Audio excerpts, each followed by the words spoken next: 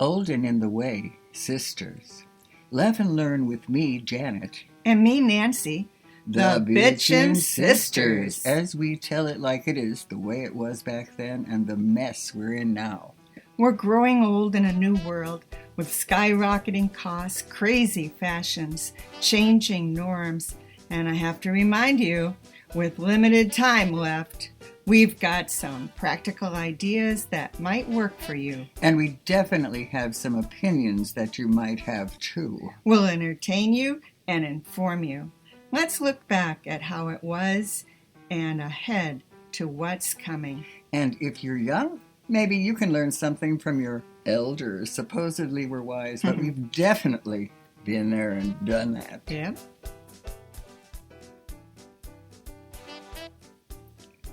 I started reading a book called The Measure. And you can read? Yeah, somebody taught me. And I'm going to get to that book, but it made me think about how I measure my life. And I think most people measure their years by milestones, like when they went to college or when they got married or divorced, when they moved to a different city, or when they bought a certain car. Well, I measure my life by husbands. That's right, husbands. The first husband, I was in my 20s. The second husband was my 30s. The third husband was my 40s. Not fair. He died young, so I technically should have been with that one forever. And the rest of my life was with the other half for over 23 years and counting. Well, okay, and then I thought, I could measure my name. I could measure my life by my name. When I was born, I was Nancy. I named you. No. Yes, they let me name all of you. Really? They had so no I have imagination. you to blame. Nancy Lee.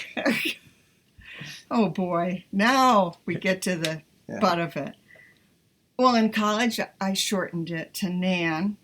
But when I got divorced, we did your own divorce thing, and the judge asked me, okay, I see that you want to take back your maiden name, and I legally added my first name, a new first name. I became Ramona because I loved reading those Beverly Cleary books, Beezus and Ramona.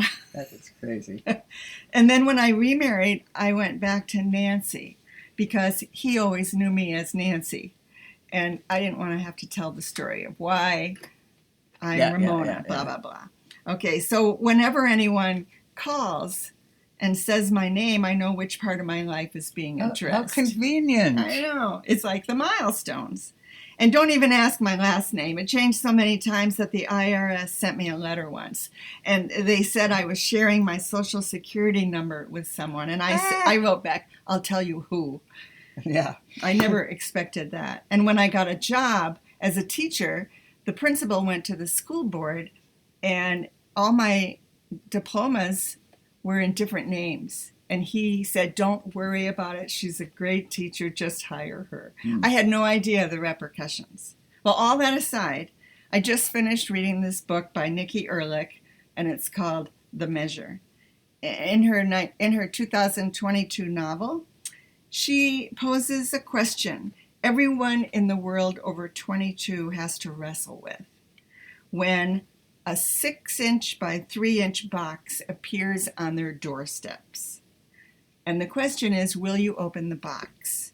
Because of course you will. Well, on the top of the box it says, the measure of your life.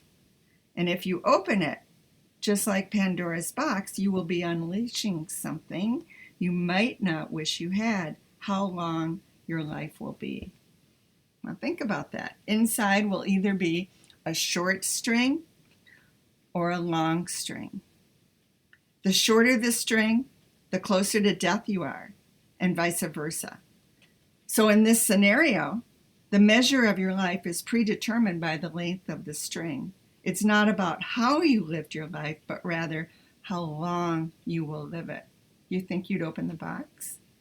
Yes. Well, would you want to know ahead of time when you were going to die? Yes. In her novel, scientists get right down to the very month it will happen. Would you want to know the month? Yes. Really? I'm getting scared now, though. Well, Ehrlich's characters wrestle with these questions. And some of them are like, does a doctor care for a long stringer over a short stringer, since the short stringer will die sooner? Should anyone running for president or any office have to show their string so voters know if the person will serve for the entire term? Should the government force all military personnel 22 and older to open their boxes and show them to the military so they can make sure only long stringers are sent into battle? Okay.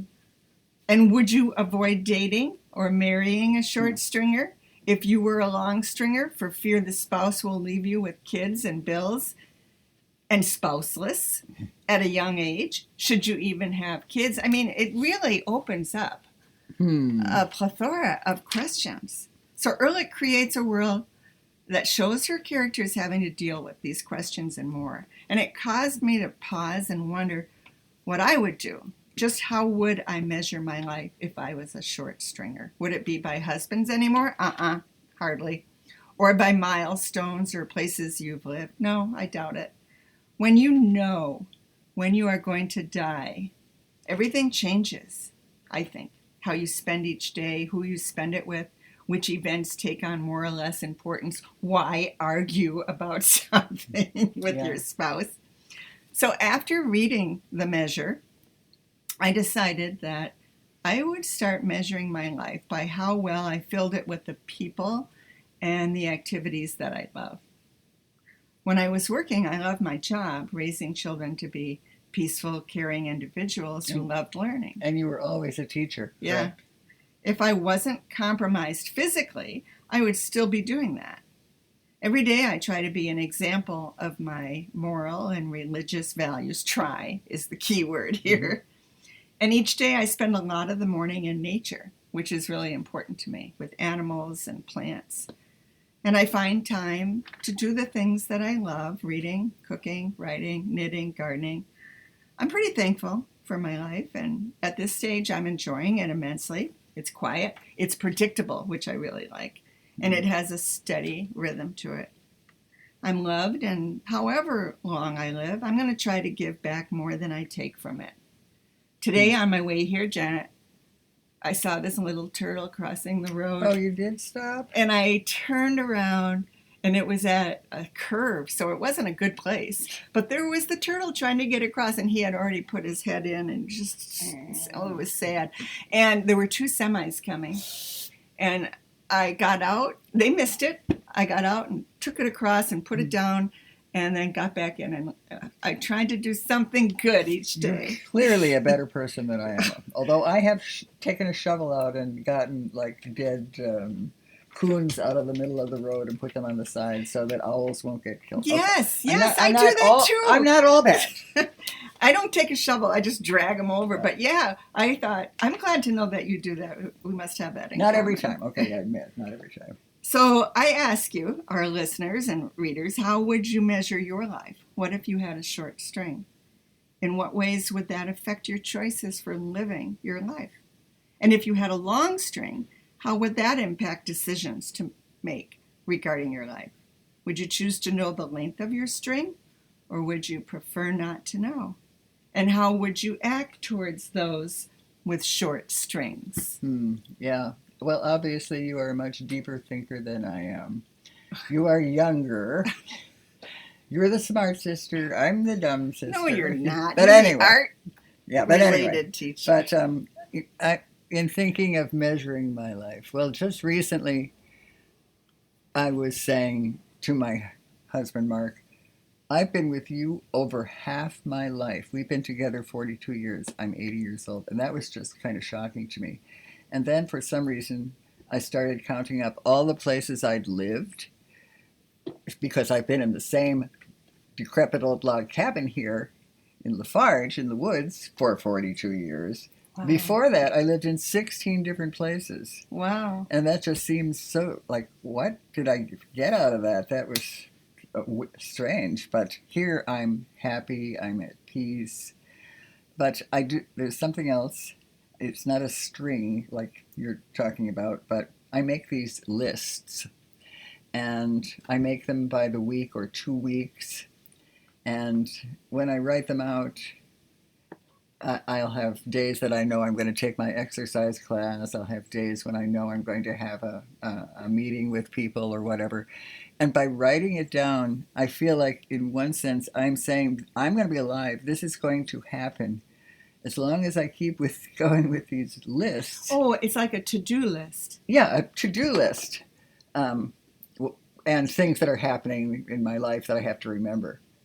Uh, but I realize, because this has happened, that life can change. Someone can die, and you thought you were going to see them the next day in La Crosse at the Indian restaurant, and then they're gone. And even though but somehow the list reminds me that I truly believe that this is what's going to happen, but I actually know this could be over at any time. And that's kind of an equivalent of, it's not really a string, but. So what you're saying is live life to the fullest every day. Sure. That's what I'm saying. I agree. Okay. Nancy and I come to you twice a month with new episodes. Some are funny, some are serious, and some are just our crazy opinions. We hope you enjoy them. Music by Hall and Sidnor.